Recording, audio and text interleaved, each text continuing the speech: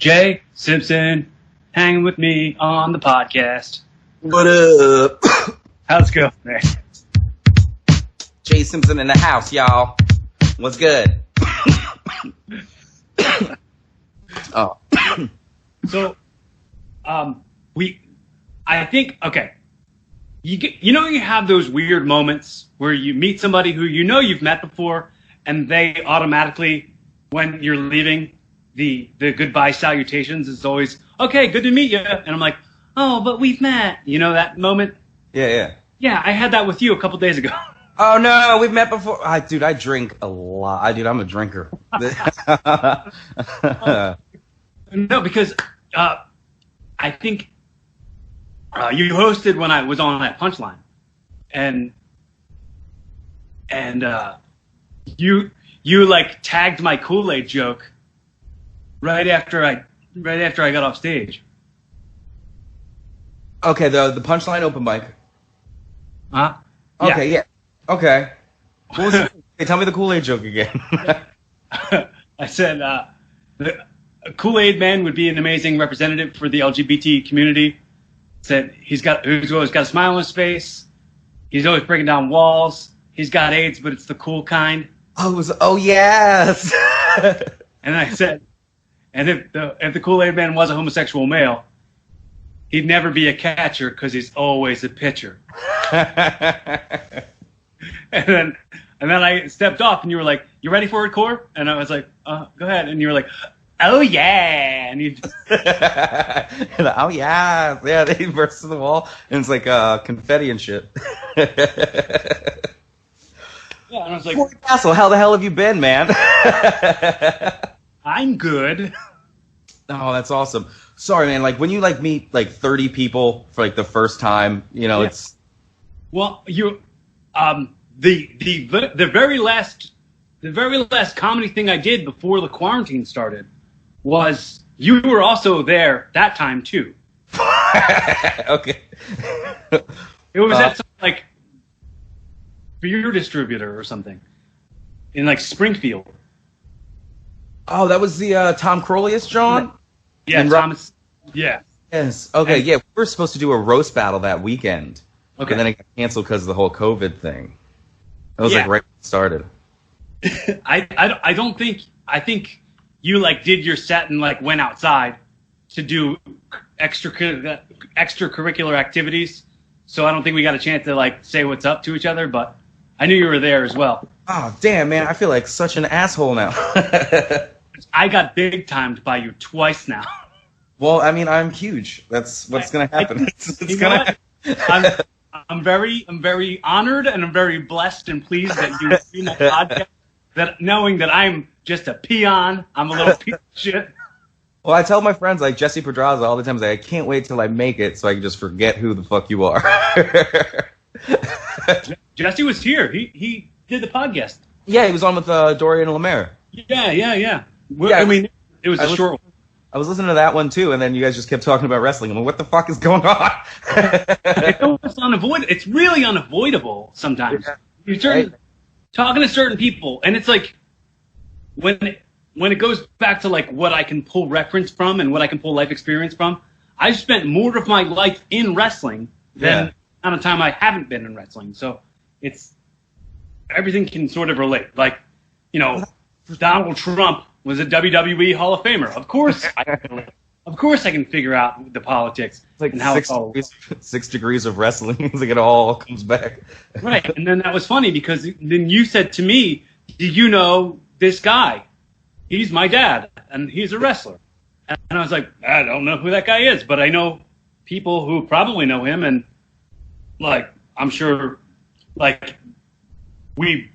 our timelines didn't match up, but I know I heard the name. Back in the day, I was a big wrestling nerd. I was a mark, a ridiculous. I used to call the free hotlines and listen to results and stuff. I heard his name. I was a nerd for wrestling. I would it was before websites. It was before the internet. I would just call free hotlines and listen to results from indie shows.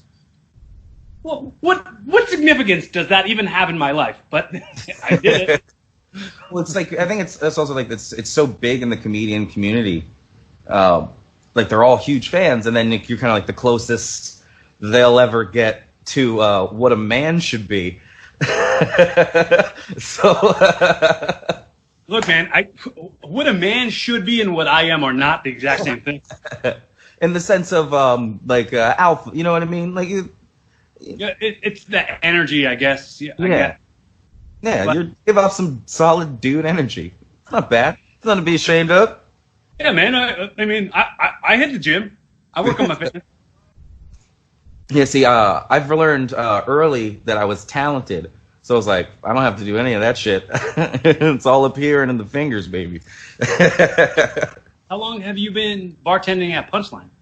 Oh, shit. Well, 3 years, and then, like, before COVID. They've been open for 4, so, like, I jumped on, like, kind of right after they started. Yeah.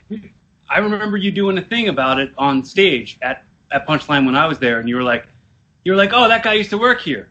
Dude, all you got to do to work here is show up to work. Like, how hard is that? Like, the whatever the guy got off, and he was like, oh, I used to work here, I got fired. And you're like, yeah, dude, you just got to show up to work, and you got a job.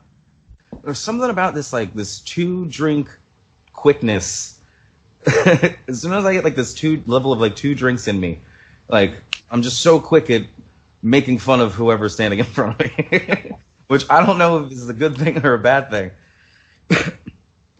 Well, I mean, it can be both. It can be both because you condition the folks around you to enjoy that.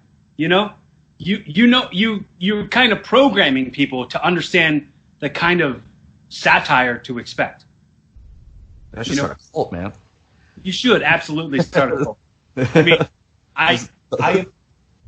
I've been told many times that I could be a very good cult leader. So we can start our own cult, together cult. Yeah, dude. Can you stand like this real good? Yeah. Dude. Mwah. That is some cult status, dude. That is cool. It's cult classic, man. It was also like listening to your other podcast. Turns out you're a big horror movie buff. Mm-hmm. I'm not so much into horror movies as I'm into watching movie retrospectives, and I just let them run. So, like, I probably know a lot about horror movies that I've never seen before. So you just watch like a breakdown of what it is and like, the plots and like, this guy does like a show like Kill Count. Like he breaks down like, hey, this is how they did some of the special effects. Trouble on set and stuff like that. Oh, it kind of like humanizes it so you don't get so scared. Maybe it's because I love scary video games. Like scary movies, I don't know. Like I don't like scary movies, but like video games, I know because maybe I can control how fast they're going down the hallway. Right. I'm gonna peek. I just want to peek. Playing Resident Evil 2 on PlayStation, the OG PlayStation, all the time. It'd be like peek, and then I'd like back up. Wait. Is that the liquor thing? I don't want a liquor thing near me. Those tank controls, you gotta turn all the way around. That's my favorite franchise of all time, man. Yeah. I think I own just about all of them. Do you have any umbrella tattoos? Huh? Do you have any umbrella tattoos? No, I have a Kingdom Hearts tattoo. Okay, well then that's your favorite series of video games. Well, I stopped getting tattoos when I realized what my favorite series was, I guess. I haven't gotten a tattoo since I was like 19. Okay. Well, how old are you now? 32? Okay. 32? I'm getting up there. It's been a while, Ben. It's been a while since you can't get any now. Wait till the world maybe goes back to normal. I don't know when that's going to happen, but I think baby steps. And at this point in my life, if any needles go into my body, it's going to be real sweet. Like I'm not fucking around in my old age. Yeah. Were you saying that the tattoo's going to be real sweet or it's going to be some heroin? It'll probably be heroin, yeah, at that age. Like We're like Heraloos. Yeah, no, nobody wins on heroin. No. Too many soldiers. So, I think I kind of know the answer to this already. a lot of us who get on stage to be comedians have some gigantic look at me, attention seeking, validation that we just didn't get as a child. Some sort of damage that happened to us. What was yours? Fuck. It was really just, that's how I got attention. It really wasn't like, my dad wasn't around and everything, but like, that's not, it really, I just kind of used that as a way to kind of be funny. Like, was the original joke for me. Mm-hmm. Like, oh, I wish I had a dad. I've been saying that since I was like 5. I used to say to the teacher, she'd be like, oh, talk to your parents. And I'd be like, hey, watch those plurals, lady. Singular? Yeah. Hey, be careful with that S, huh? Yeah, I think it was just, it was more like, it's how I got attention, being like funny. I was always like the class clown, even from very little. Mm-hmm. Like, I remember, I guess it was kindergarten, and I Louie'd a girl. You did what? I Louie'd a girl. What does that mean? I presented her my penis, which is crazy. I thought you were gonna say you finished on yourself. I'm like, you could do that young? No, I don't know why. But then I was also having like my first like homosexual experiences around then too. So it was like, I don't know. I don't really think about myself like that. It's all a front, Well, we're all figuring it out, dude. No one's ever expected to have it all figured out. Like, I know a girl that I went to high school with. We were in all the classes together, which we were sped kids. And she was so dumb. She was one of the dumbest people that I had ever met. And she would always ask me, like, how to spell things. Like, she would be like, oh, how do you spell the again? The? You don't know how to spell the? Like, this girl went on to have a kid, and now her kid's like, I'm going to say probably 5 or something. And it's a girl, and she went, I'm a boy. And then she went, and then the chick was like, all right, well, you're a boy then. Like, this is a 5-year-old kid. They don't really know what's up. Like, I don't know. Genius. What's up? What if that kid's a genius and it just skips a generation? I don't know. I just. No, because the smart thing to do is be a man. If you get a choice, clearly that's the smarter thing. I'm into the trans feelings that the child has. It's like, oh, I see that being a man's easier. All right, I'm going to do that. Yeah. No, I'm not transphobic. I'm misogynistic. There's a big difference. Yeah, don't be mad at me.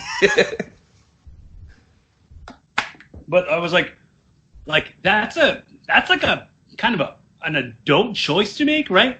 Well, not an adult, but at least like when you're old enough to have gone through puberty or like having hormones in you. Like I imagine that like you can't figure it out at 5 when you don't even like know all the words there are yet.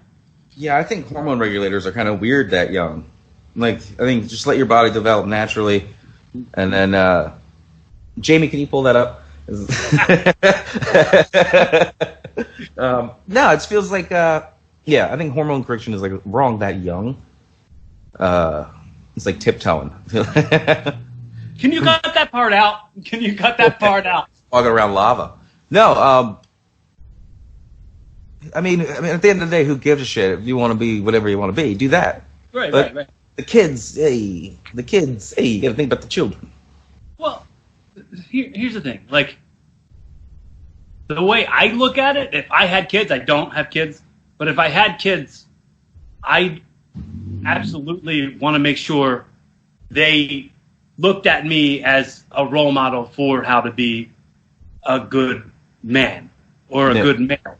And not to say that like they're like, oh, I automatically need to be a man because you're that, but I'd want to play that very important role in making them who they're going to be. And if they're unsure, absolutely, we're going to have the conversation. But dude, like I wasn't allowed to get my ears pierced till I was 15 years old. Like, you know what I mean? It's a weird thing. Like, it almost seems like too dangerous because the 16 is a good age. 16 is a good age. You go get your driver's license, and when you fill out the form of the driver's license, then you can decide all that shit because that's going to transfer over into your adult life. Right, like being an organ donor and stuff. I mean, I don't think you can decide that till you're 18, but I don't know. I never decided. I mean, to answer your question, I don't have kids, so this is none of my fucking business. Right. Right. Yeah, leave it to the parents and stuff. Yeah, I got no dog in the race. Allegedly. Is that something that you like have ever had a desire to do? Have children? Yeah. Yeah, just to teach them, I mean, the same reason you want to catch a Pokemon. Why does one want to catch a Pokemon? So you have a best friend that fights for you, and you can fight it.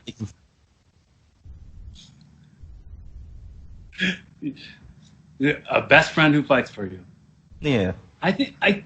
It's weird, man. I think that some people have parents or have kids so they can like make their kids do the work for them.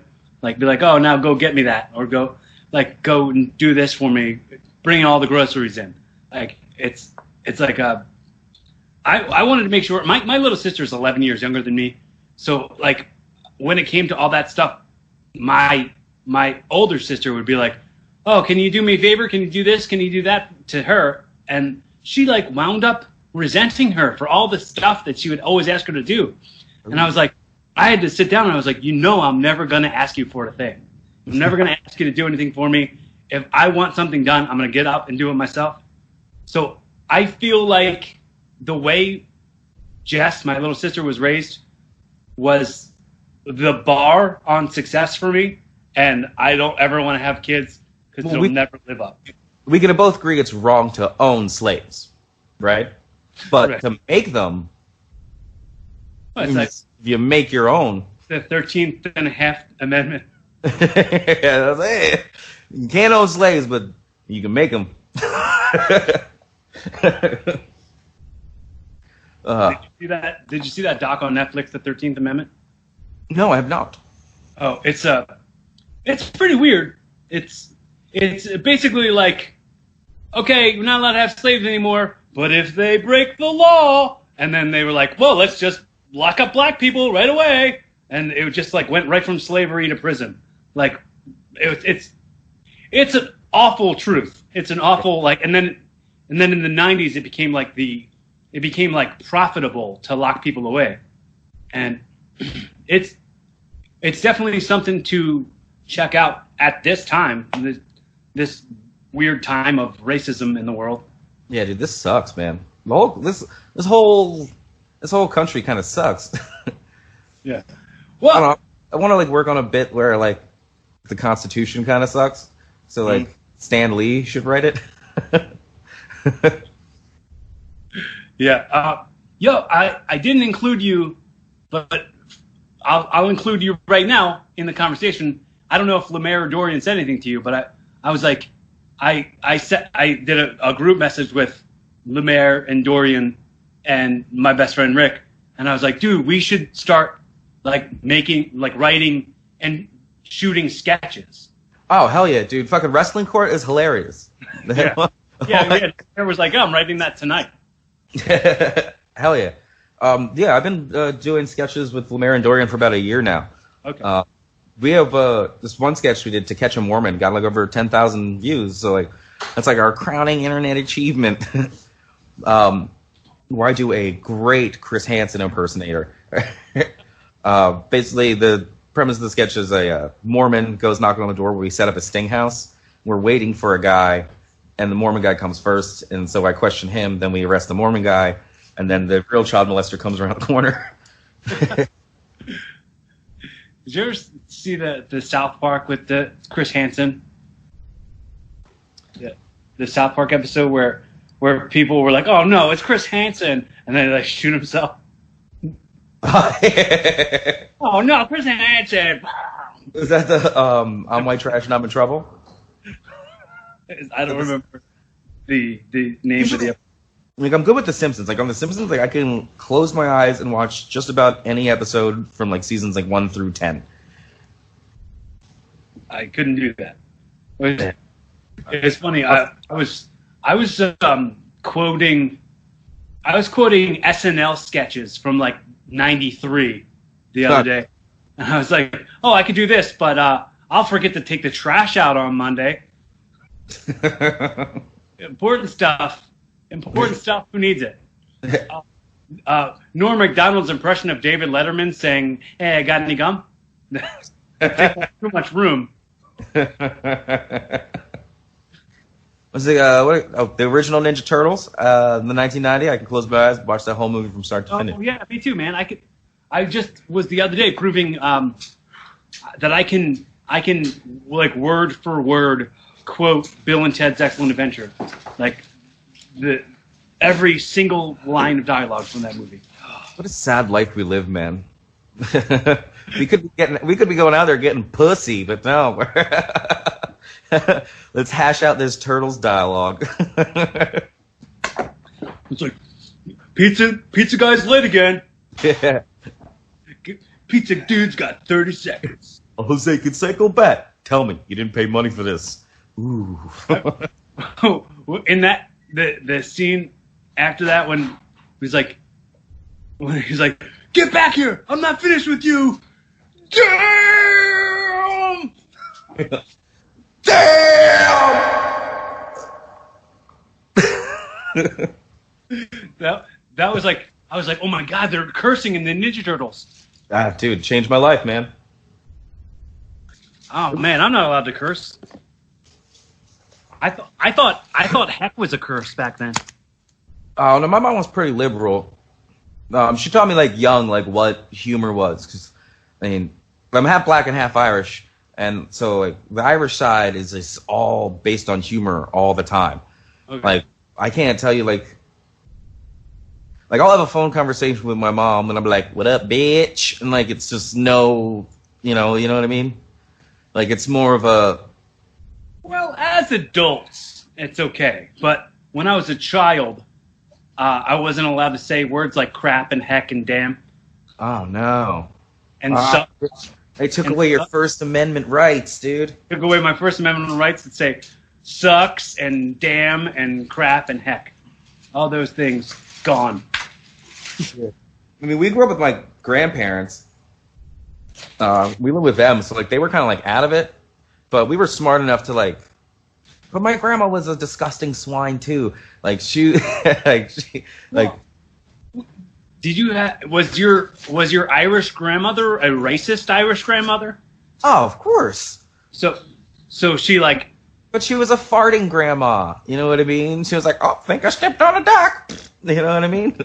Like, she was a funny racist grandma.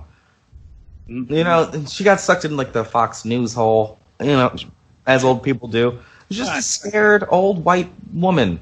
God, I mean, she damn the blacks. Not you, Jay. No, she raised 8 biracial children. Like my family's like my mom liked black guys. My aunt has a bunch of half Puerto Rican kids. My uncle was married a Jew twice.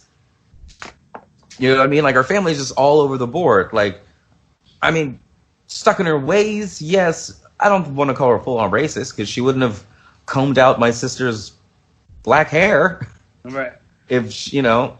Right. I mean, maybe she used a little more force. Maybe she did a little harder than she needed to, but like I don't think like a racist would do that. No, yeah. No, it's only the brand of the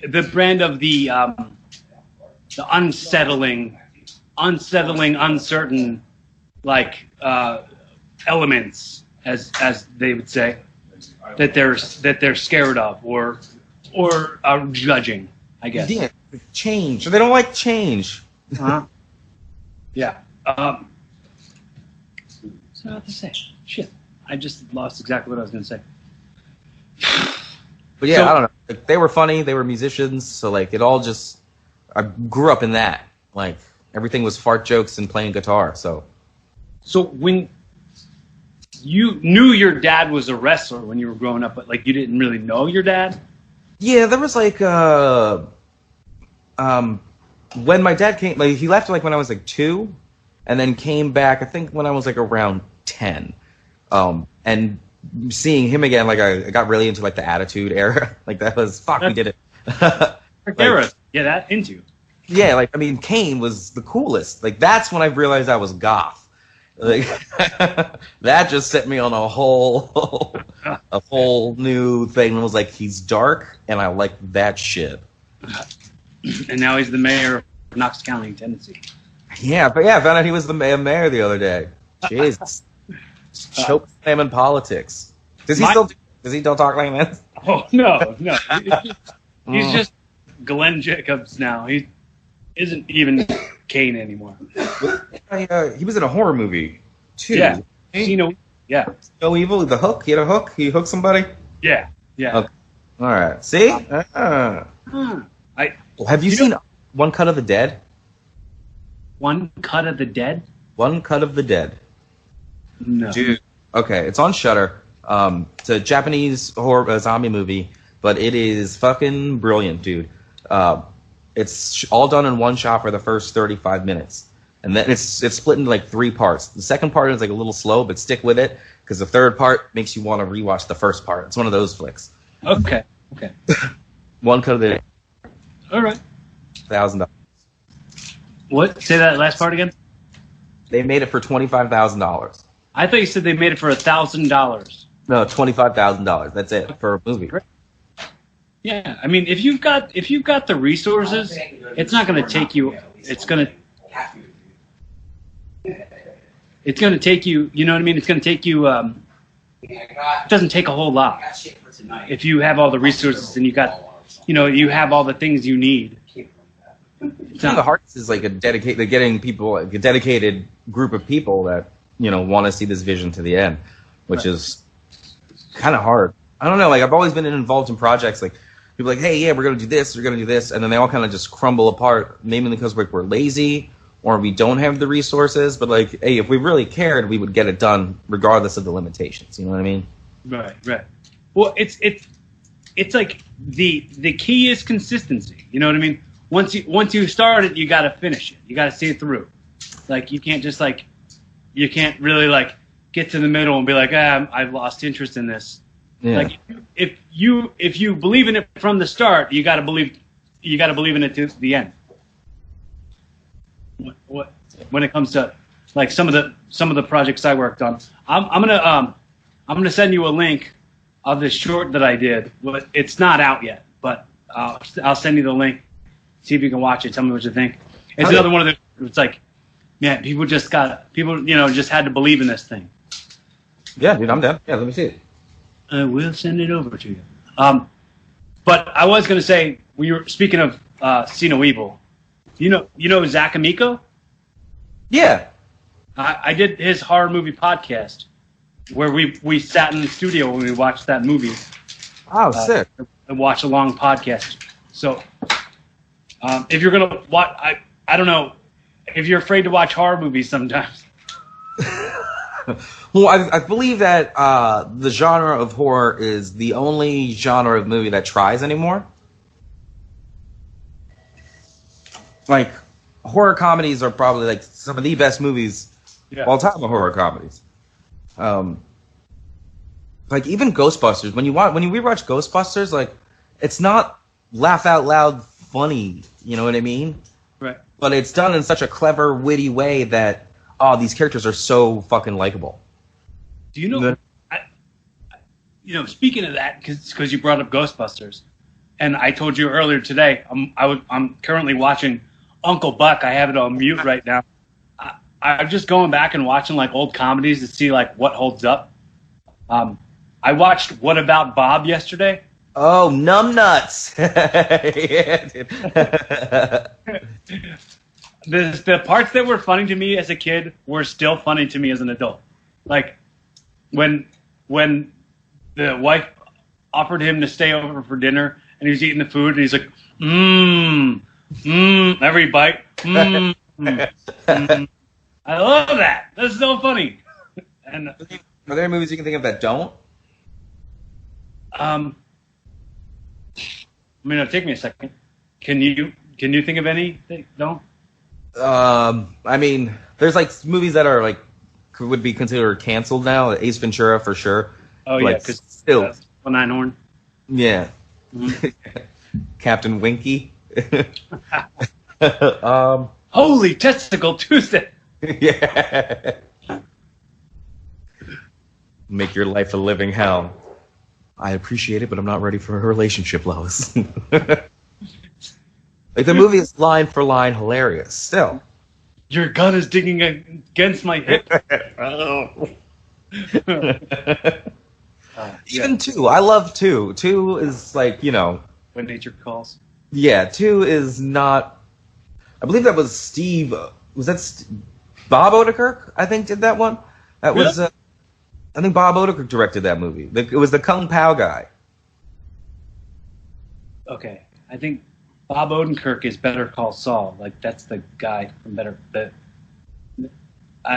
Kung Pao guy, or is it Steve Odenkirk? Yeah, but Bob Odenkirk is the Better Call Saul. In an actor, he's like the star of Better Call Saul. Okay, then it's got to be Steve Odenkirk then. Okay, because Kung Pao, or whoever directed Kung Pao also did When Nature Calls. And I also watched Cable Guy the other day. Great fucking movie. And I didn't realize that Bob Odenkirk was an extra in that movie. He played Matthew Broderick's brother. Yeah, that's Jack Black was in that. That's one of his first roles too. And Bob Odenkirk had the line, "What the hell's wrong with you?" And that was like the first Jack Black movie was I Still Know What You Did Last Summer. He played that dude with the dreadlocks. Biodome. Was he in Biodome? Yeah. Ah. And when they did when they were massaging each other in the quad at that college, him and the other dude from NXT, and they were playing, and he's like, "You gotta save the freaking trees! Don't say we didn't try to save the freaking trees!" Oh shit! Yeah, that's before their HBO show. Yeah, it was. That was a real nerdy little rabbit hole that we just slapped down. Oh. Yeah, he puts on those dreadlocks, and I Still Know What You Did Last Summer. Another Hook movie. It's coming right back. Cyclical. Yeah. Keep on moving in the circle. Fish hook. Not cyclical all the way, but just start the circle and then stop. It's so much ADHD on this episode, dude. Speaking of Hook movies, how about that Robin Williams, right? Ooh, Robin Williams. Dude, He's good at coming. I wish that he was my dad when I was a kid. All the time. Watching Mrs. Doubtfire was what made me want to, like, I wanted to, like, be a cartoon actor. I wanted to voice cartoons and stuff because of the scene he did in the beginning of Mrs. Doubtfire. Remember that? Yeah. Oh, yeah. He was voicing... Piss off, Blue. Piss off, Blue. Yeah. When he was, like, coughing because the mouse was trying to smoke a cigarette. The cat put a cigarette in his mouth. I loved, like, Flubber. I was, like a big into Flubber when I was a kid. I remember, like, my mom took me to see it in theaters. But then, as an adult, I grew to not like Robin Williams so much. I don't know how that movie holds up. I haven't seen it. It's probably on Disney Plus. Yeah, probably. I think the original one's on there too. But what movie of his? Another like I said, I'm going back and watching old comedies to see what's holding up. The Birdcage. Robin Williams and Nathan Lane? Still hilarious. Lane? Okay. Still I remember hilarious. seeing it like Comedy Central edited as a kid. I don't think I've ever seen it completely through, like I think you owe it to yourself Oh yeah. as a comedic mind. And since I have budding homosexuality, just Well, I'm very guilty of being accused of this. Some of my best friends have said that I'm 75% gay. I do not like guys. I don't, but the sensitivity and all of that stuff. I grew up. My mom's gay, so my brother's gay and my sister's a lesbian, and my other sister. man. Quit fighting it, dude. Fight. Your family's like sitting in the living room like, one of us. Did you have to come out to your family as straight? That's a really common joke that I've heard my whole life. Oh, really? I'm sorry. Oh, fuck. You know how when you're a comedian, people go, "Oh, you're a comedian? Make me laugh. Tell me a joke." That's the one. I get that, or I get that, or the make me laugh, or I get, "Oh, you're a wrestler. Don't hit me with the chair. Don't body slam me." So mix all those things together, and those are the most common ones I hear. Like, "Oh, did you have to come out as straight?" I've heard that one a million times. That's great, though. If it ain't broke, don't fix it. Right, of course. Yes, I did have to come out as straight. Yeah. Thank you. It's what we all wanted to hear. Thank you. God, get to the point. He did the bit. My girlfriend actually does, because she has like a real lesbian energy. She's kind of like a dude. Like, she's very much like a dude. When on stage, she does a bit where she came out to her parents, and she's like, "I'm straight. Calm down. I know with the flannel shirts and the shaved head, you think of." I just dig lesbian culture. I mean, Lil Affair. Sarah McLachlan is one of my favorite musicians of all time. Mm-hmm. Her album Surfacing, and she started the Lil Affair, the biggest lesbian music festival of all time. So everyone, I mean, for me it was a phase. The lesbian phase. Yeah. Well, I mean, I grew up listening to a lot of Melissa Etheridge. Yeah. In my mom's car, we listened to Melissa Etheridge all the time. I knew all the words to every Melissa Etheridge song, every Celine Dion song, every Whitney Houston song, every Culture Club song. Which is actually a Dixie Chicks lyric, which is crazy. What? It's like, and I know every lyric to every.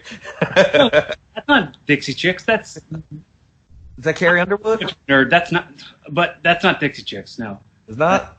That's It's called the Chicks now because they had to drop the Dixie. Yeah, they are called the Chicks now, but that's not one of their songs. That's Gloria something. Gretchen Wilson is her name. Gretchen Wilson. Yes. I say, hey yo, anyhow. Yes, Kid Rock of women. Kid Scissor. Les Rock. Kid Rock used to be the shit, man. Remember his album that had the middle finger on the CD? I don't think I was allowed to get it, not because it was offensive, because it was too white trash. That's a direct quote from my mom. You're the son of a wrestler, of course. That's the white trashiest thing there is. Yeah, get pinned in a trailer park. My dad's a wrestler. My uncle's a NASCAR driver. You can't listen to Kid Rock. White trash. Now go outside and set these fireworks off.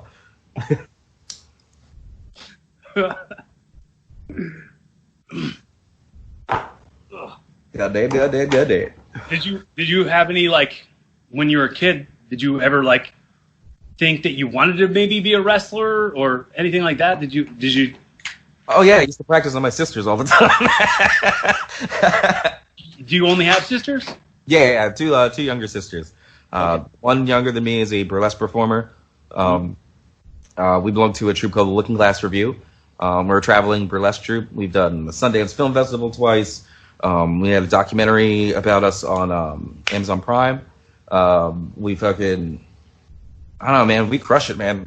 We like doing like small backwater towns because it's like the only cool thing that they've seen in like the past 6 months. You know. Well, I mean, do you know that you're even good if you perform for somebody who hasn't seen any live performance? You're like, well, I mean, they're settling for anything.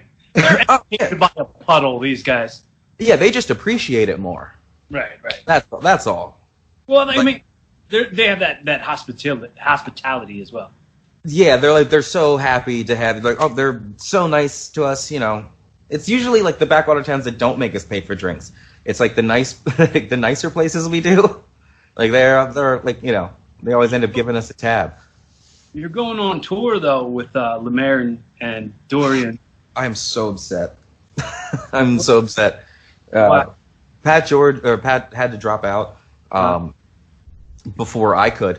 I don't know, dude. North Carolina is like in the red, and for 5 days of going on the road, we would come back and then have to quarantine for 14 days. And like, I don't know if I can afford to lose 14, or I don't want to lose 14 days when I can be doing more shows and stuff here. Okay. Nick, but I just, it's an outside event. Yeah, it's just having to come back. I would have to self-quarantine for 14 days. And I can't do that with my roommates. Oh. All yes. Right. It's yes. So that's my, I don't care, dude. I'm Ryder Cough, man. Like, I'll go. Like, that's all I wanted to do. It's I can't do the 2 weeks of not being at my house after being on the road. So tonight I'm going to try to convince Lemaire to just push it back a little bit until they're at least into yellow. Yeah. I was trying to convince my sister to go because she lives in Wilmington. I was like, hey, some of my Philly friends are going to be doing comedy down there. You should go.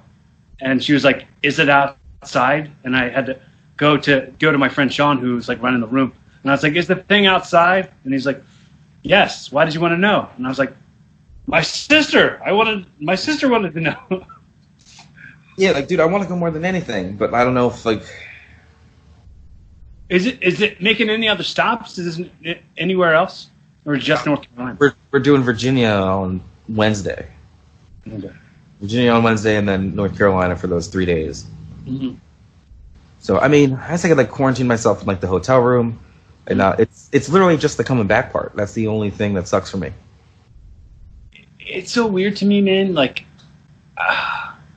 you know, I've been so used to traveling for so long for wrestling, and it's like I'm getting gas money or barely making even. You know what I mean? And it's like, oh, if I'm gonna drive all the way to North Carolina. Whose car are you guys taking? I think we're gonna flip a coin, Dorian's or Lemaire's. Oh man, I just. It feels like it's, to me, less worth it. But I agree too, for like a limited capacity, you know what I mean? Yeah. Like, we could take that money and, like, I mean, I already booked the room in Virginia. It's already paid for. Okay. And I still have time to cancel. I think by today, I have to cancel them by today, the ones in North Carolina, or else I get charged for the first night. Okay. Dude, I want to go more than anything. This isn't, you know, this is all I've ever wanted to do. You just never take your mask off. Just keep the mask on the whole time. Yeah. Do comedy through the mask. Do like what I did on Wednesday. I brought my own microphone. to the. Yeah, I was gonna like bring my own stuff and shit. Mm-hmm. I don't know. I'm gonna see him tonight, and then I'll make my final decision. All right. It is kind of cool, like going back to somewhat, you know, being able to perform again. Yeah, but getting just because we can doesn't mean we should. Like, it's right. Still, like, dude, they're one of the highest states in the country.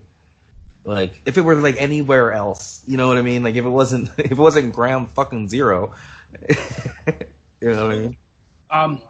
New York's bad too, right? Yeah. I mean, and we've done Staten Island, but that was in the woods. Mm-hmm. You know what I mean? That was like extreme social distancing. On Sunday, my friend Marin was doing Mike in Brooklyn on a rooftop. And I was like, wow, well, that could be cool. But I'm not going all the way there to do an open mic. Yeah. I mean, we went up to Staten Island to do one, but we were there for like a while. Mm-hmm. You know, I mean, we were getting drunk in the woods. Yeah, I mean, I feel like I travel too much. I just don't want to be in a car for that long for nothing. You know what I mean? I don't want to. Do you have your own podcast? No, I don't do. I like being a guest more. Yeah. You know what I mean? Like I've been like I've been on a lot of podcasts, and every time I do, like afterwards, like, we should fucking. You want to come back? Like, I get like, you know, but I never go back. I never do it again. Well, safe to say, I'm probably going to invite you back at some point or the other. Oh yeah. I mostly invite the guests back, but I wait till there's like some time behind it. Yeah. Because it's like the show's called Evolving. You've got to do some changing between the time we talked and the next time we talk. Yeah, I'm gonna be a man next time. I'm gonna come out as a man next time. Have gray hairs in your beard. It grows in orange, dude. That's how biracial. That's how crazy this biracial shit is. I get like red hairs that stick out of my beard. Oh, you know what I put on while we had our little break, and what's on my TV right now is that Japanese horror movie that you were talking about. One Cut of the Dead. Yep. Dude, watching that right now. It won a bunch of awards, and just stick with it, man. It's worth it. Well, I mean, I'm not giving it all my attention. I'm talking to you. Yeah, it's a good movie. It's a good fucking movie. You just pay attention, okay? I can't pay attention. I'm talking to you. Yeah, no. When you were when I was just jamming out because my interface was still working with just the computer died. You know what you do? You should have a podcast called "I Like Being a Guest More," and then have everyone interview you. Everybody who you have on, they just interview you like a So I'm just the guest every time. Yeah. Today's host is. And then take a little tally of how many times people ask you the same questions. Oh, I've already answered this question. Let me check 12 times. Oh, dude, that's a great idea. Do you want to be on my podcast? Do you want to be on your podcast? Yes. That could be the name of the Hey, you want to be on your podcast? Dude, that's great. Shit.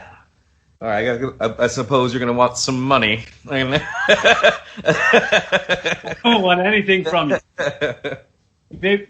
Maybe some credit or something. Of course. I was actually I was talking to. We always come up with stupid show pitch ideas. Mm-hmm. I was like, let's do boiling points in an Uber. Sell it to Netflix. Boom. Retirement done. Dude, I want a show so bad. I just don't I just have such a different ideas for shows that I could do a reality show about being a wrestler who's a bus driver, or I could do a sitcom about that, or I could do a thing I have ideas for pilots that I'd want to shoot, but I didn't write them. They're just loose ideas, and ideas for movies that I didn't write, and I don't know if I'm gonna. Most of my stuff's just parodies of I want to do strip club rescue. It's basically bar rescue, but at a strip club, and it's the guy walks in and goes, "Look at this dump! Look, dump!" The thousands of strip clubs across the world, and I'm here to fix your strip club. About the commercial for that bar rescue show, the guy's like, "Fixing bars is easy. fixing people. That's hot. Oh, you're fixing people now? Is that how it goes? Yeah, that's true. It's usually the people. It's always the people. It's never really the establishment's fault. You can say that about fixing strip clubs is easy. Fixing strippers, that's hot. It's just rehab at that point. Is this the 5 o'clock free crack giveaway? We get crack at the end. I just showed that sketch to my girlfriend. She's never seen it before? No. Ah. She's a little younger. Oh, nice. Like Epstein young? Island young? She's 31. I mean, not much young. Oh, okay. All right. She just, I guess, didn't get into that brand of comedy at that time. She's a dyslexic 13-year-old. Yes. 30. Dude, the Chappelle show, like, Dave Chappelle catapulted my brain into a whole new stratosphere. Like, when I was a kid watching sketch comedy, I was like, yep, this is what I want to do. I'm going to do this. Oh, damn. I always wanted to be on all that. Yeah, that too, man. I loved all that. Yeah. And I was like, these guys don't curse. Like, I'd get kicked off for cursing too much. Good burger and stuff.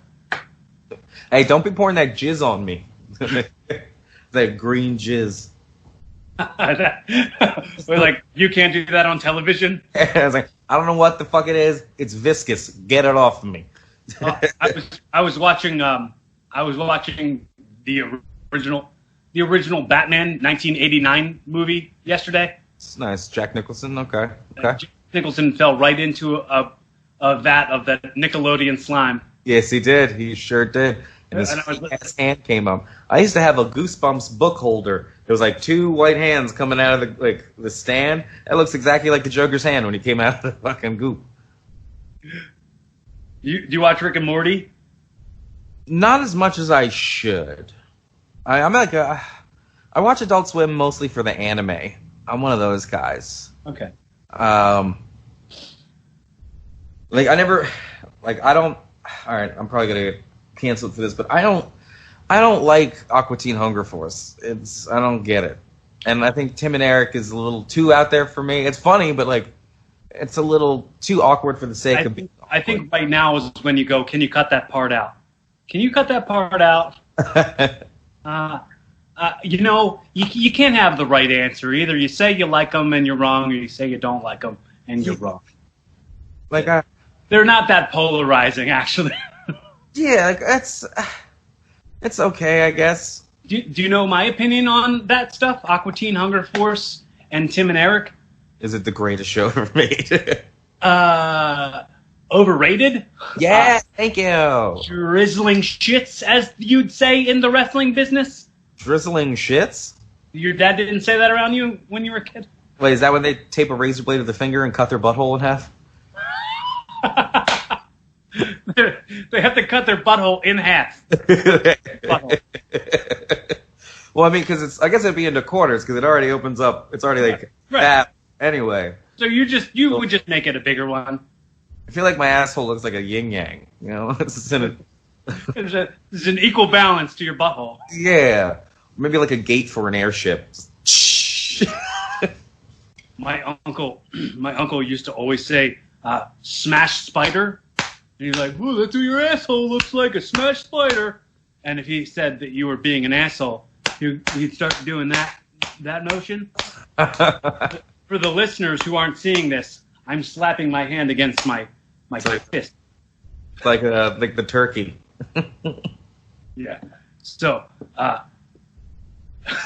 drizzling shits was just when you say somebody sucks or whatever, like when somebody can't work and they present themselves like they can. Oh, like a hack? A hack?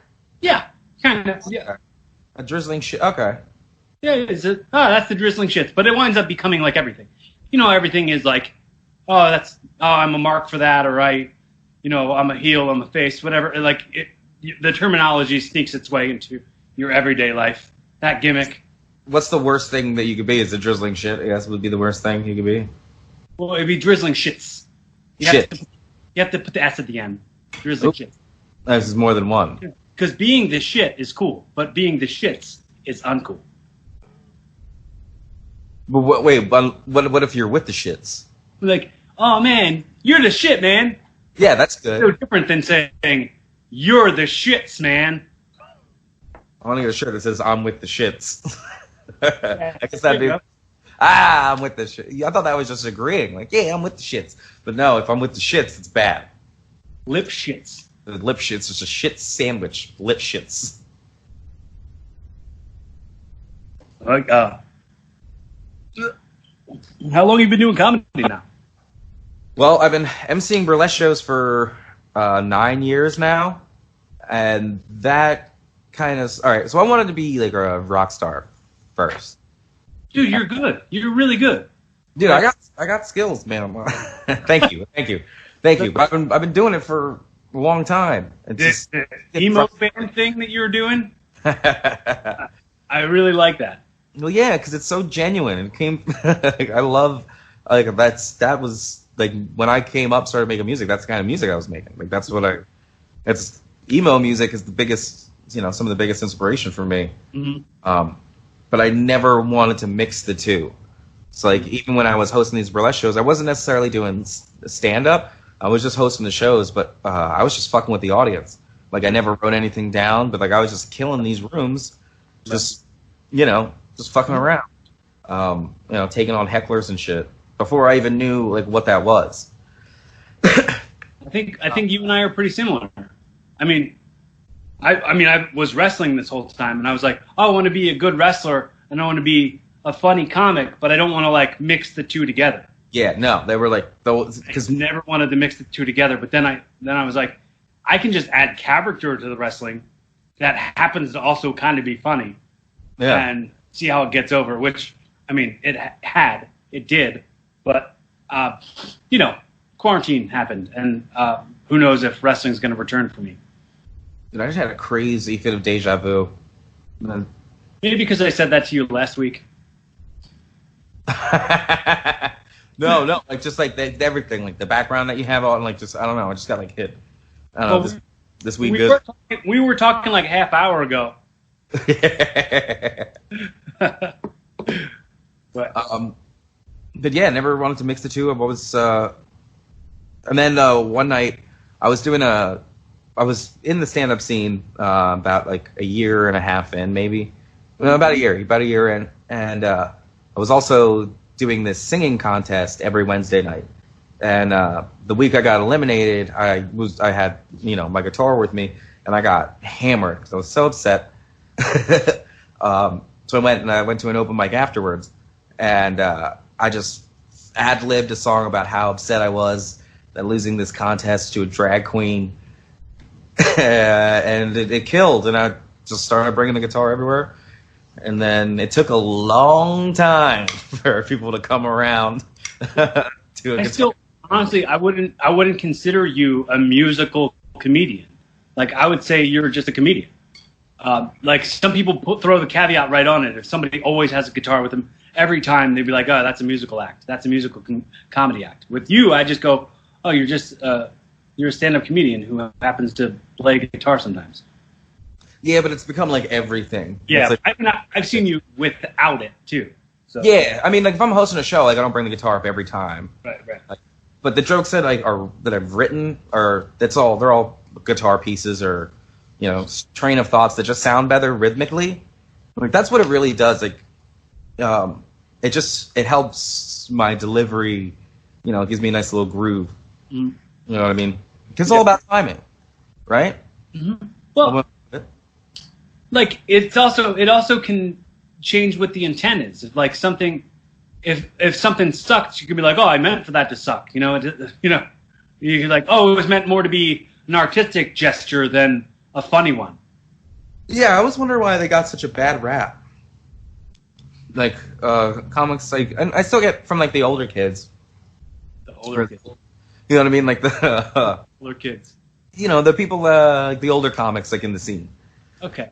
I I'm 32. I gotta stop saying shit like that. Well, I call people older all the time when I'm older than them, and sometimes I call people kids even when they're younger than me. I mean, even when they're older than me. Yeah, my body is the only thing that feels 30. I'm 36. I know my body is fine, and I have the body of a 30-year-old, probably. Damn.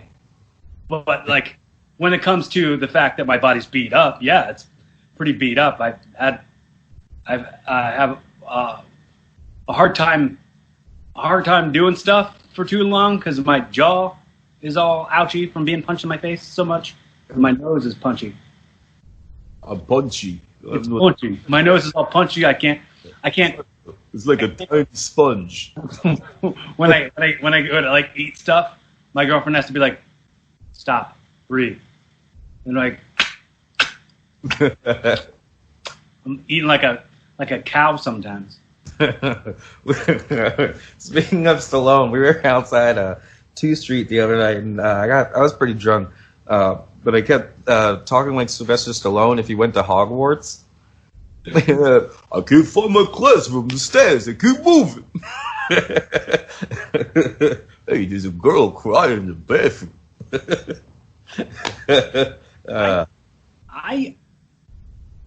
This might get me canceled. Be careful. I couldn't get into Harry Potter at all. Me either. On Feud, that was one of my arguments. Like, Harry Potter sucks as a book and as a wizard. Like, I'm just bored. Yeah, I know enough about it to ridicule it. Mm-hmm.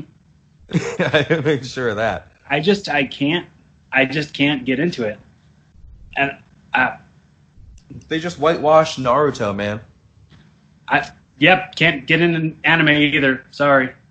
I just see that bothers me when anybody says that. All right.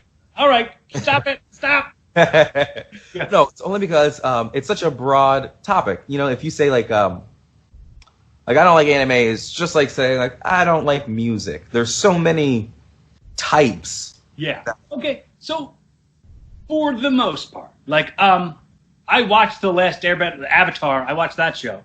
Yeah. That's considered anime. I watched all that. I really like that. Before Netflix, back in the day. What's that? It's American, but no, Avatar's the shit. I used to watch some Dragon Ball Z when I was a kid, but I don't know. I think it gave me a headache or something. Oh, yeah, that'll do it. I mean, if you're prone to seizures and shit, I can see that's the only time. Well, you see, here's the thing, boy. I don't know if you know this about me. Are you epileptic? I suffered some really bad seizures in my life. Oh, shit, yeah, dude. And I had to have brain surgery in 2011. Oh, fuck, dude. And then, and then I came right back to wrestling because I'm a smart guy. Jesus. Did they write that into the plot? It's funny because, like, fans were kind of dicks about it, honestly. Like, I couldn't really talk about it because, like, if I talked about it, they were like, "Oh, come on, we're sick of it already. Stop bringing it up." And sorry if I don't remember so well. There's a gash in my face. So I mean, I instead wanted to inspire. You know what I mean? I wanted to just lead by example. So it's like, well, if I'm doing this, I'm not a victim to it. You know what I mean? If I'm not coming out here and going, "Look what I'm overcoming," here I'm just doing it.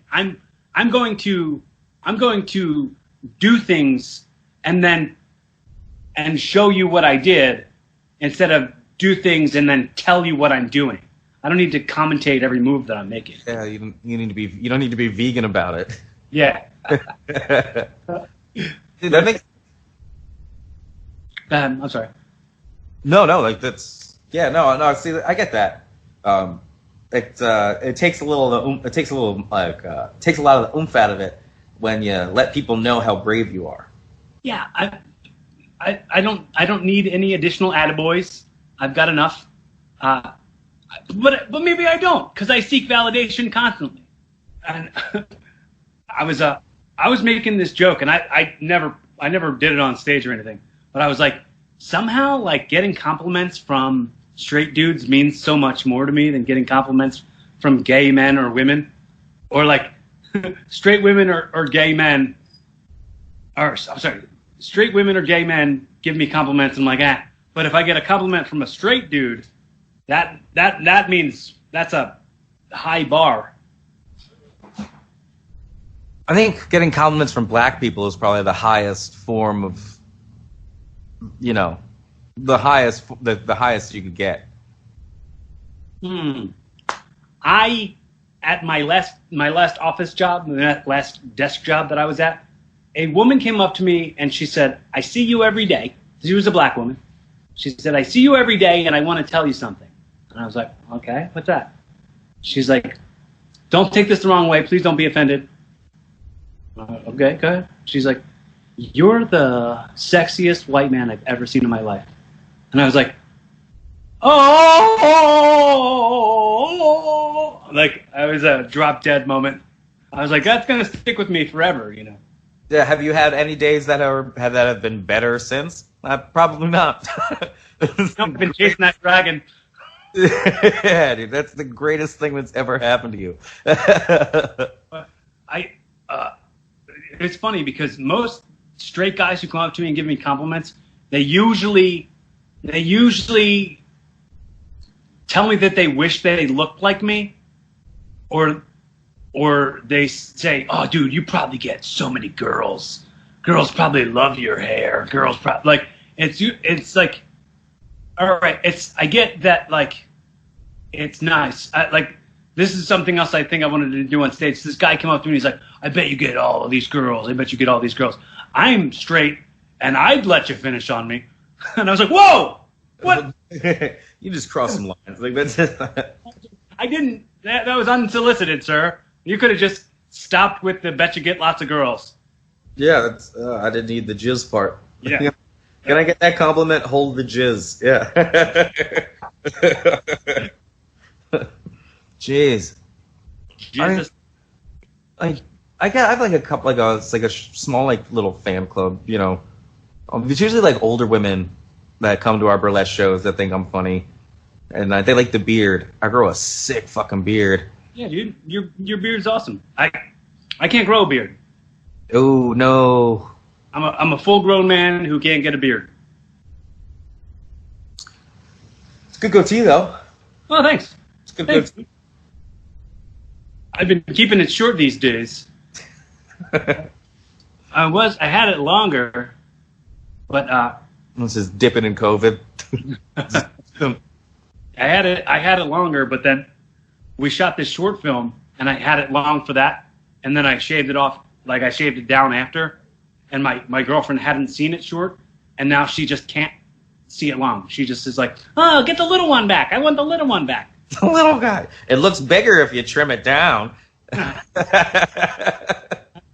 That's a different head, though. But no, I can't. I have to have a beard now at all times. I used to love like having a clean shaven. I loved looking like a Japanese high school student. That's all I ever wanted to look like growing up. Until then I found like I shaved and I had a clean face before quarantine. And I found an extra chin. I just discovered a whole new chin that I never had before. So I was like, we got to keep the beard. What does a Japanese school student look like? You know, long straight hair. Basically a skinny emo kid. Like Peter Parker, Spider-Man 3? Basically, yep. Okay. Yeah. I look like John. And I always wear suits and stuff, so I look like John Wiz with. That's a joke that would only get laughs in Philly. Yeah, if you don't get it, get the fuck out. Did you see the song I just released? It's so stupid. I didn't. It's on my like Instagram and on a couple channels on Facebook. I wrote it's basically Jailhouse Rock, but it's called it's about taking down the Columbus statues. And like from the perspective of Southern Italians, What's the what? Dude, perform the song right now. Oh shit! Just do it right now. I'm not gonna. I don't want to like pull it up on my phone and play it while you're on the podcast. You might as well just sing it right now while we're sitting here.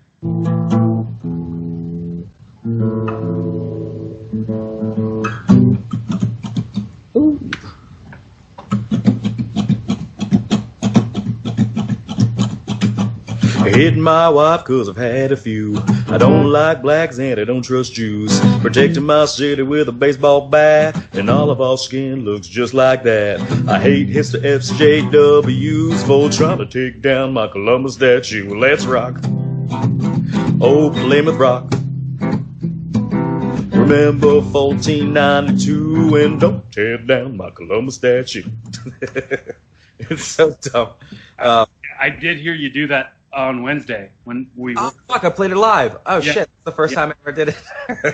Dude, it's great. I really appreciate you doing that on the show. That might have been the first time anyone's done that. You haven't had a musical guest on your show yet? You know what? Not since I used to do the show when I first started it.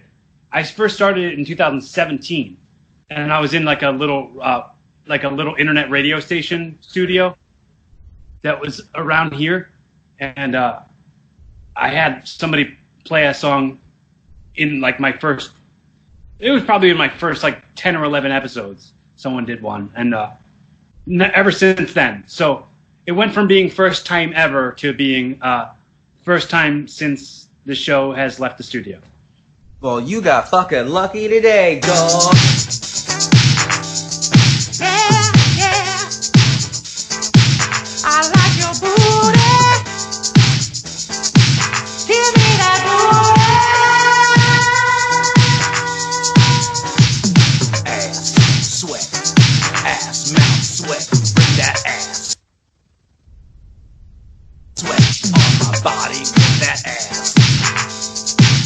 Sick, dude.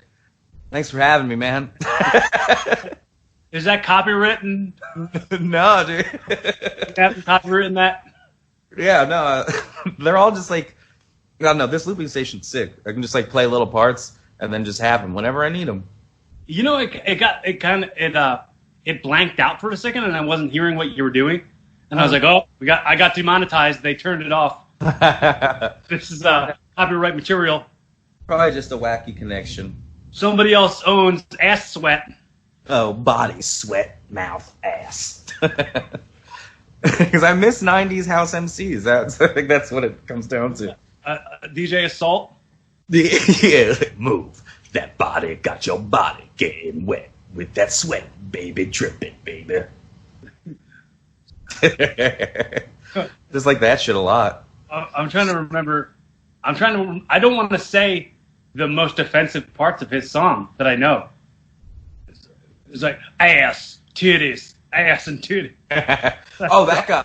Oh, I was talking about who is it? CNC Music Factory. Oh yeah. I got the power. Which that's the lady from fucking I didn't know that. That's one of the ladies from the Weather Girls that did It's Raining Men. I got the power. She was one of the Weather Girls. Oh wow. Yeah, man. How about that? Yeah, I think I'm autistic. I know too much stupid shit. You know, I think that the spectrum is large enough that I belong on there somewhere as well. Like, I for sure, and actually I was gonna do this on stage. With this being the first time I did comedy in 4 months, I was like, I'm just gonna do like a bunch of like kind of one-liners and dad jokes, and like not really get into long bits, like wordy bits, because on top of that, everyone who was in the room kind of left the room, and I was like, what? Did the mention of my name walk the room? Everyone left. And no, sorry, I always like go like immediately outside to smoke after because I just feel like big shit. I understand. I wanted to do this thing where I was talking about when I was a kid, when I was younger, and I actually said this on a podcast a couple days ago. I was on my friend Lou's podcast, the Stew Pot. If you guys If you guys are listening, you want to check out the Stew Pot. Lou Marconi does this podcast. It's amazing. But I said, when I was a kid, I used to say the R word a lot. Oh, yeah. And I would say it was easily justified by the fact that I was a sped kid, right? So I just spent so much time with people, and I like helped them with their work, and I would help them read and help them learn stuff. So I was like, I'm not coming from a place of like making fun of them because I'm one of them. People used that word against me when I was in sped. People were like, "Oh, you don't belong with us. You're one of them R words," right? So I don't like the word. I just don't. Yeah. And instead of like just telling people why it's okay for me to use it, instead let me just not say it at all. It doesn't take much change on my part to just not say the word, because if I say the word, somebody who doesn't have the justification to say it like I did will just lead. I'll be leading them by example, and then they'll start saying it just thinking it's okay. Like, might as well just cut it out and stop using that word. Use a different word. That being said, I have to tell you this story from the other day. Okay. So that's the grocery store. You just started with like just drop several N-bombs like right away. You just get done with this word, I don't like it, and then just start with just. So anyway, these N's. So I was at the grocery store the other day, in an effort, of course, to be socially distant. I was going to get back. I was in the car. I was with my brother and my roommate. So it was in my brother's car. My brother was driving. I was going to get in the passenger seat, but there was a guy getting out of his car. This older guy who was a little handicapped. Like he was like had a cane or a walker or something. And I was just staying distant so he could like get out and go get shopping. He had his mask on. I had my mask on, social distance and everything. And he went. And the second he went, the cart guy, the guy who wrangles the carts at Giant, scooted right in front of me. And I was like, whoa, like, couldn't have waited? He couldn't have waited for me? Like, was it that much of a big deal to wait? I mean, he was waiting already for that other guy. And my roommate was like, yeah, maybe in his head, he was like, yeah, I'm tired of waiting for that black motherfucker. I'm gonna get that cart over there. And I was like, oh, I didn't even factor into my head that guy was black, and it didn't even register to me. And I was like, but here's the thing. The cart guy couldn't have been a racist. He was retarded. Why are you in such a rush to get back to work, dude? Then my roommate said, I've met racist retards before. And I said, well, they must be double retarded. it's 2 R's spelled backwards. But yeah, I mean, I still would. I don't think I would do that joke, but it's just a funny story that. So they have all right, class. Now pull out your Ku Klux crayons. I just tweeted like last week that I want to pitch a television pilot for a sitcom about clumsy skinheads called Ku Klux Klan. Oh, that's hilarious.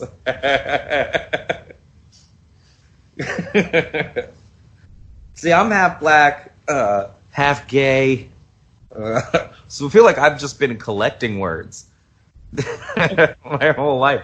You did a bit about how like you were the kind of biracial who won't say the N-word. Is that? Yeah, no, not. I mean, not really. Since I moved to Philly, like I had this one bit that was a play on it, mm-hmm.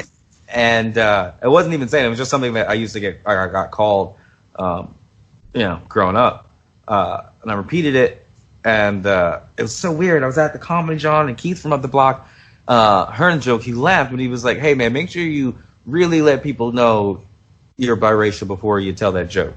And I was like, "Okay." And then I told it at a party later that night, and I got the shit knocked out of me. Like concussion, my tooth went through my face. Oh, it was, yeah. What was the bit? Are you comfortable with telling me what it was? So I'm half black and half Irish. So growing up, they really came up with some really interesting racial slurs to call me. They got real creative with it. It was Oreo. Oh, that's delicious. Leprechaun was one they called me growing up, and then the last one was McNigget, and then McNigget got my ass kicked. Okay. So that's the first time I've told it since that day. So here we go. Yeah. Well, I hate saying it because it sounds so Caucasian, but one of my best friends that I've ever had in my life was this black dude, and him and I wanted to get into emphasis on was. No, he's passed. Sorry, man. But we wanted to get into comedy together at the same time, and we were writing jokes, and I told him some jokes that were like kind of, I don't know if I can do this. And he was like, motherfucker, you got to do those jokes. He's like, yeah, absolutely got to do those jokes. So I was doing them, but they're not. It just doesn't feel right. It doesn't feel evolved to do these jokes. And I did a thing where I said, like when somebody says they're going to do something and then they don't do it, they somehow called that, like, they said that person like reneged on the deal. Mm-hmm. I'm like, that I didn't get why it said nig like that. It's definitely an E. It's N-E-G. Why does it pronounce like that? And I was like, maybe it's because like renegotiation. I don't know why they don't say renege, but they say renege. And I was like, well, what do you call somebody who constantly does it? Oh, dude. I'm not going to say it. Yeah, I'm not saying it either, man. It was like every time I did it, somebody in the crowd would say it, and I'd say, "Hey, you better calm down. You can't say that." But it felt like I was giving other people permission to scream out a really bad thing. Yeah. And I had to step back and go, look, if this word was used against me at some point in my life, I wouldn't feel comfortable with hearing somebody who doesn't have my struggle do that bit. Yeah, no, I mean, yeah, I kind of stopped. That intro is literally the only racial material that I have anymore. I kind of try to like stay away from it as much as possible, just because like now I think it's kind of like a heel. Like I've seen so many comedians attempt it and just do it badly. Well, it's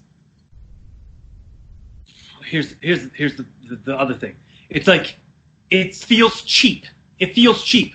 Think of something that's bigger than that. That's more than that, because that's something that is gonna. It might entertain 10 of the 30 people in the room and upset all the other ones.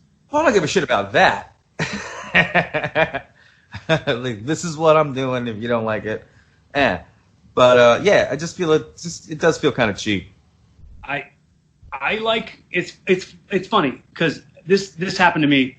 I was doing a show at Helium, and when I got off the stage, I was, after the show was over, I was walking out, and this guy stopped me, and he's like, "Dude, you and me are so much alike." And he like started talking to me, and like he had this like really hot girlfriend, and I was like, "Well, I got a hot girlfriend too, and I have that same hat you're wearing."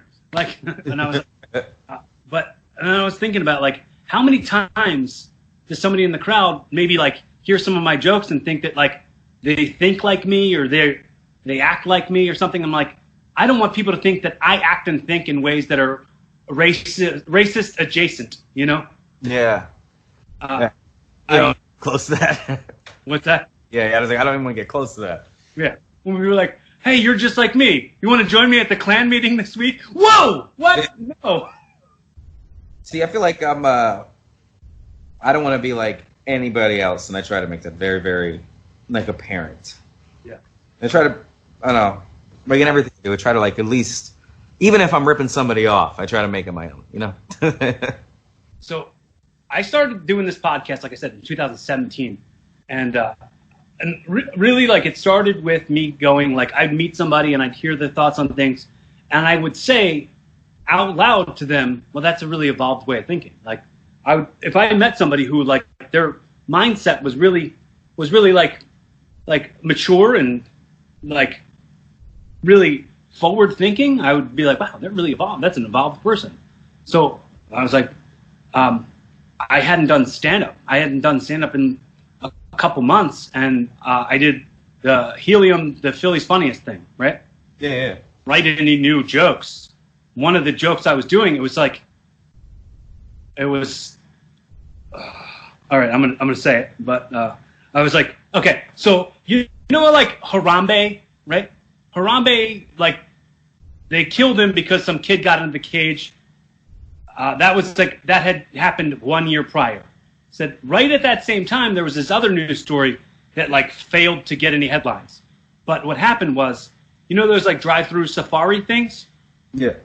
There was a family driving through one of the safaris, and a lion put his paw in the door, opened the door, ripped the guy out, and killed him. Sick. And I was like, shit. How come that didn't get headline news? And I'm like, I don't know where that safari thing, but it must not have been around here, because around here, when people see Africans, they lock their doors. Lions are African. Right. And it got a couple, got a little kind of, I was like, all right, I'm not comfortable with people thinking that that I'm not forward thinking, that I'm not evolved. And then I got off stage, and the next girl that got on called me racist Game of Thrones. And I was like, that's hilarious. I was like, yeah, she kind of got you on that one, man. Really did. Yeah. Really did. Oh, fuck. I was like, yeah, I don't want anyone to, I mean, yeah, Game of Thrones sucks. It sucks. I felt like shit for here it is, 2020, and I'm still talking about it. I felt like shit about it, and I can't stop feeling like shit about it. Like, that's not really an evolved way of thinking. That's not really who I am. And I used to do the thing before I did the Kool-Aid bit. I would make sure I'd say, I come from a very mixed family. Like, I have a lot of different races and stuff in my family. My mom's a lesbian. My sister's a lesbian. Her wife's a lesbian. My little sister has been dating a black guy for like 10 years. My brother's gay. And I would say, I've grown up very forward thinking. I've learned to accept people for who they are, not tolerate what they are. That being said, everyone in my family hates my girlfriend because she's a vegan.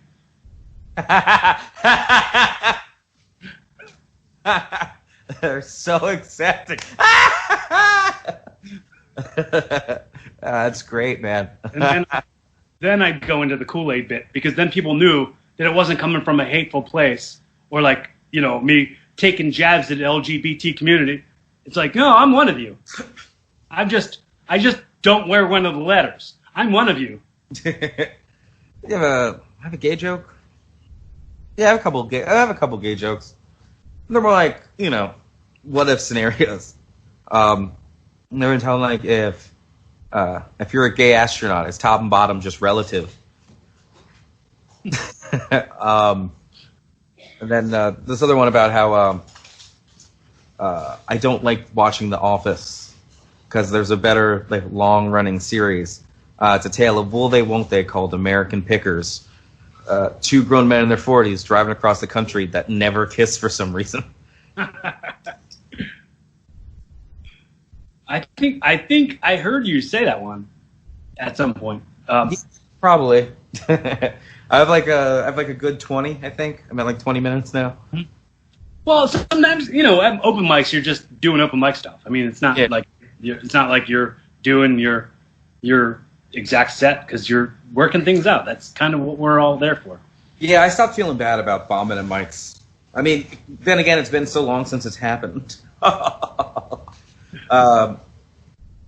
Not mainly because I just have to write new stuff now. Yeah. Like every month I try to add like with the songs, I guess it's a little easier. Maybe that's why people don't like me.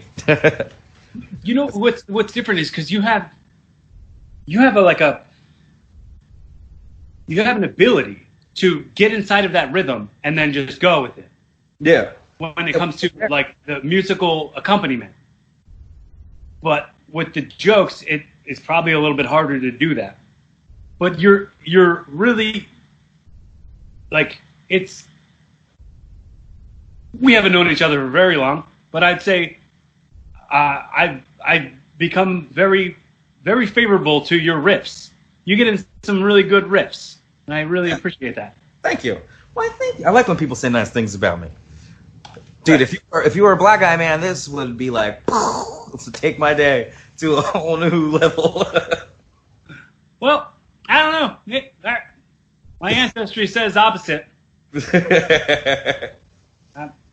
But I identify more with like a lot of black people than I do with people who are really white. Like I don't like being called white. I really it's not like a 20. What's that? Not in 2020 for sure. Yeah, because it's like, oh, don't associate me with those jerks. Like you say, well, a white cis male, that's me. Yeah, dude, I'm so lucky, and I understand how lucky and privileged I am to be born the way I am and be born in the place that I'm born. But I'm not overly proud of a lot of it. You know what I mean? I'm not. I don't have blind pride in my race or even my country. You know.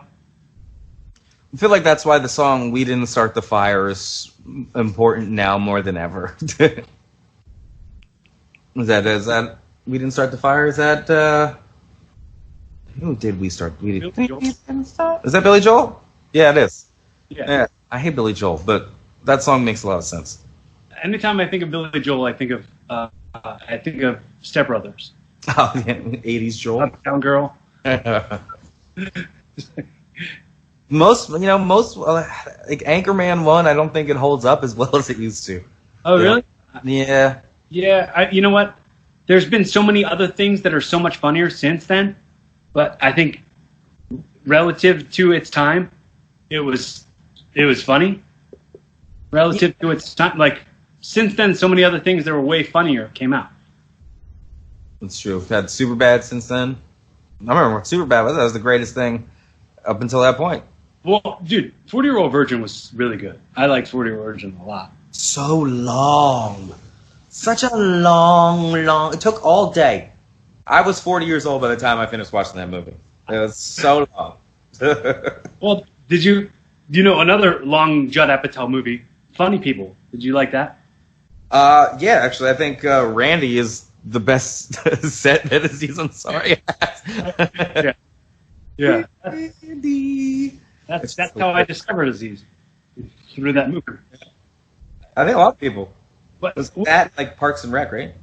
Yeah, I think what that did is it kind of peeled the curtain back and was like, hey, this is the backstage of comedy, a movie about the backstage of comedy, and it was cool. Like, I really dug it. Did you like I'm Dying Up Here? Did you see that show? I did not see I'm Dying Up Here. Oh, that was neat. That was a neat show. I don't know. It's one of those things like when you get into it, you try not to saturate myself in too much and stuff like that. Like I stopped listening to Flight of the Conchords. Like kind of like cut it out of my regime. You know what I mean? So it's not like an inspiration. So it's not there to inspire. Right. Well, yeah. You have there's ability, and I've said this before on other podcasts, probably not my own, but other podcasts have said like concepts are so inceptual. Like you can steal something not knowing that you're stealing it. It's just 100%. It's just like I love this quote. It's Jeff Foxworthy in the documentary I Am Comic. He says, through the day, thoughts just whiz in and out of people's heads. They whiz. It's the comedian's job to catch that thought, polish it off, and shove it back to you. Like, yes, So those thoughts are being caught by a bunch of comedians, and they could just be such similar premises that it feels as if a joke is completely getting stolen. Yeah. Yeah, I know that. I mean, there's nothing worse than like getting like halfway through or getting off stage at a mic and like, hey, hate to tell you this, but yeah, I used to do this joke. That I was like, you know what, I'm gonna kind of stop doing it as often. And then I went to an open mic and somebody did the joke, but like so much better than me. And I was like, keep it. Yeah, do it now. Keep it.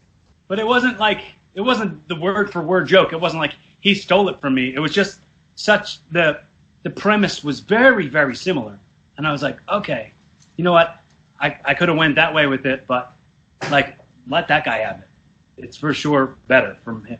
Yeah, I got called out on a roast battle. It was like after we were just like spitballing the jokes that we didn't use, and I was going up against a Jewish lady, and I said, "Do you a Jewish lesbian?" I was like, "Oh, just shoot your pussy through a slit in the sheet instead of the hole." You know, that's just a Jewish thing. Turns out, Joan Rivers, whole time. Would you have known that? No. Would you have watched Joan Rivers? No, I'm not. I mean, granted, I'm not the biggest Joan Rivers fan, but that woman had like a Dewey Decimal System of jokes on index cards. All of her jokes are written on index cards. She had a whole fucking filing cabinet. Right. And he was nuts. It's like, yeah. Well, or Joan Rivers jokes. Her family doesn't need to worry because I'm not going to be hosting any red carpet events anytime soon. So, I just got two more things, dude, and then I'm gonna let you roll. Yeah, that's great. An old hot dog and handshake, that pro wrestling payday. Hot dog and handshake. That's so I'm really obsessed with time travel, right? The idea of this being a time capsule in this very, very world that we're in and how crazy it all is right now. This version of you is going to do some audio time travel. So this audio is going to outlive both of us. Yeah. So with that being said, before I get into the question, I want to let you know, I'm glad we became friends. And yes. I'm glad that this is just the beginning. We're just going to continue to do more work together and have a lot of fun. And I'm excited for it. Fuck yeah, dude. So I'm saying that on the record now so that we can listen back to this in 10 years and be like, see, I meant it. It's a deal. Yeah. At those red carpet events. In those red carpet events, yeah. So the audio time travel that I'd like you to do is, dude, if somebody wants to know, really, like, somebody who loves you, somebody who, really wants to know the real personality of Jay Simpson, like 20 years from now, maybe 20, 30 years in the future, like, after either of us maybe have passed or after you've had an amazing success and you're doing great and people want to know what the humble beginnings are to that. What message would you give to the person listening? So, like, what is 34-year-old Jay like? I wish I spent less time being scared of everything. Yeah. Being so reckless when you're young, and then you get that moment in your life where you really get a sense of what mortality is. Maybe like you lose somebody or something like that. You really come to terms with, oh shit, this isn't forever. And then you can either take it two ways. You can either go and like live your best life to the fullest, or you can do what I did, is completely shut down and then not leave this comfort zone and just be terrified of everything. That's kind of what I'm working through now as a person. Trying to, well, I mean, it comes out like on stage. You know what I mean? In perform, you get to expel like all. I don't know what I'm talking about anymore this week, but you know what I mean. Like, just don't be afraid. I guess take those risks. I guess feel the fear, do it anyway. Yeah, and isn't like anything worth doing? Like, isn't the thing Spock said that? I think anything scary is worth doing, or something like that. Yeah, dude, like, anything that comes easily sucks. If you had to work hard for it, it was worth it when it pays off. But here's the thing, I never did. Like, I went to hair school? Like, I went to hair school, and I wasn't good at it right away, so I quit. So, also, yeah, if you're not good at something right away, try something else. You'll find your thing. Can I give you a quote, and maybe you can use this for later? I have it written on my wall over there. You don't know exactly what you want until what you want staring you right in your face. When I was a kid, I wanted to be a pro wrestler and a stand-up comedian. I didn't know podcasting was the thing. That's everything I want to do now. Goes in that circular motion where the podcast is the middle of it all. So how would I have known growing up that that's what I wanted to do? You don't know what's available to you because what's available now isn't what's going to be available to you in the future, you know? Well, that's true. Yeah, I might be like the first hologram. Fuck it. I'll get into professional holograms, maybe. Yeah, we like a little surrogates walking around. I mean, I don't know something gay like drone racing or. You know those gay ass drone races? It's NASCAR for virgins. Oh, yeah. So it's funny because your dryer's done. Yeah, warm undies. Well, this actually even more applies to you because of what we talked about and how you're going to do this. But I always say, I close every show, I start wrapping it up by saying, hypothetically, I've gifted you this show. This is your podcast now. And this has been the very first episode of your podcast, Evolving with Jay Simpson. And you wanted to close in like a Jerry Springer's final thoughts, some wise words to close out what lessons you could have squeezed out of this, or life lessons that could help people evolve and become better versions of themselves. Well, I guess it would have to be Today, I wanna feel your body. Put your hands up on my body. put your hands up on my body.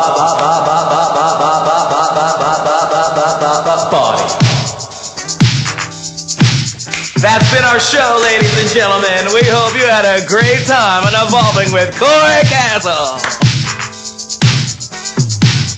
I don't know, something like that, maybe. Yeah, dude. You're the Reggie Watts of Philly. I love it. See, that's another one. I got a looper now. Now it's another one. I got to be careful because I just want to be goofy with a looper too. Right. He's the only one who can do it. Is he the only one? Is he? Yeah. Cool with the market. Yeah. Tell me that's not hilarious. Dude, talent is so huge. The world is so big. There's no reason you can't have and be anything you want to do. You can't have honestly, I've said this a million times, but like you can add or subtract from the ocean and the ocean's still the ocean. Like yeah. So you can have it all, dude. And it doesn't affect my not having it all. Just because you have it doesn't mean I can't also have it. So I'm on your team, dude. I'm on your side. The first episode of your podcast, I want to be the guest. Yeah. Let me know when you want to start it up. If you need some help, I'll be any resource I can be to you. If you just need a friend, if you need to talk, if you need anything, and that goes for anybody listening too. If this is your first time checking out Evolving with Corey Castle, there's 190 other episodes. Check it out. Listen to all of them. Hit that subscribe button. Every Monday, you're going to get a new episode. And, just I appreciate your time, dude. I appreciate your effort. And this is another thing I say a billion times, but it's really like, no, the podcast doesn't come on the radio. You can't just turn the dial and then it's on. You have to seek it out. You have to put that effort forward. So the fact that I not only got your effort, but I got your attention too, and I kept it for 2 hours, maybe. Yeah. So it's incredible. I really, really appreciate it. I'm so grateful, and I can't tell you enough how much this has been lovely, and I can't wait to do it again. Dude, this is a blast. Dude, you're fucking hilarious, man. Yeah, I can't wait to be back. And I'm sure I'll see you again on the circuit. Yeah. Gonna do some sketches. Oh, yeah. Oh, hell yeah. All right. Man, be fun. Have safe. Yeah, you too, man. Have a good day.